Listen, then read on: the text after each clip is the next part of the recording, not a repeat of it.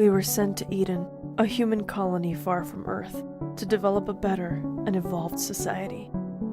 Among all the improvements that we made a huge mistake. A mistake that would cost our own home.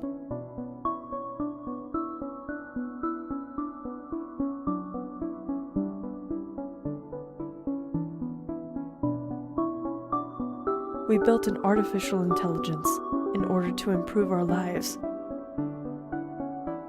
Now, I regret the day that we activated Boor.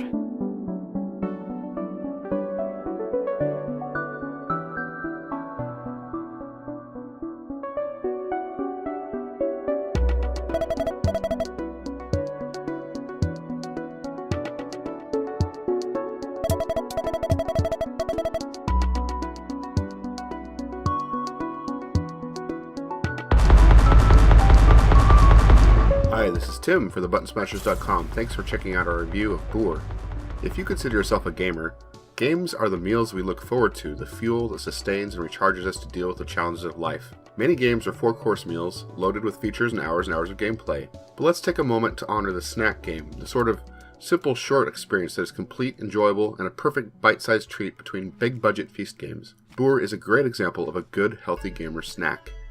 Eden is a human colony far from Earth whose settlers made an artificial intelligence named Boor. It was designed to help them, but instead this machine turned against them.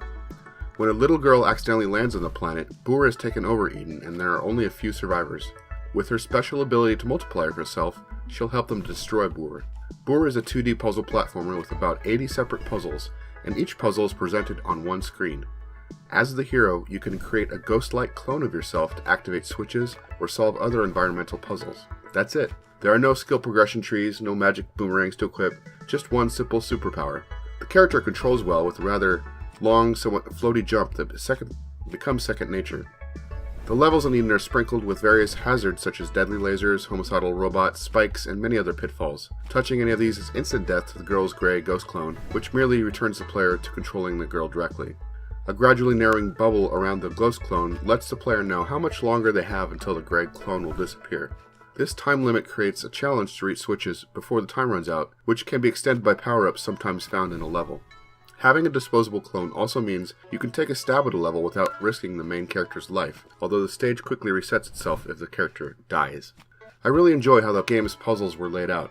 As I said before, each screen contains just one puzzle, and many times paying attention to the opposite side of the screen provides the key detail to escaping the pitfall set directly in front of the player. The puzzles are explicitly designed to accommodate the gray ghost clone, who can pass through gray walls to activate switches or otherwise help the red real girl pass. There are no tutorials or explanations. Rather, the levels are so well designed that it becomes clear what is needed with a little experimentation. Past puzzles give insight on future puzzle solution, and the difficulty is expertly increased as the game progresses. The art direction and sound design match the gameplay and level design by being simple and charming. Using mostly red and gray, the game creates a very memorable minimalist backdrop for the puzzle action in the foreground. The backdrops aren't random. There is a sense of progressing deeper into the machine that has taken over Eden. Enemy robots are animated almost whimsically, more cartoon than threat, even though they kill ruthlessly.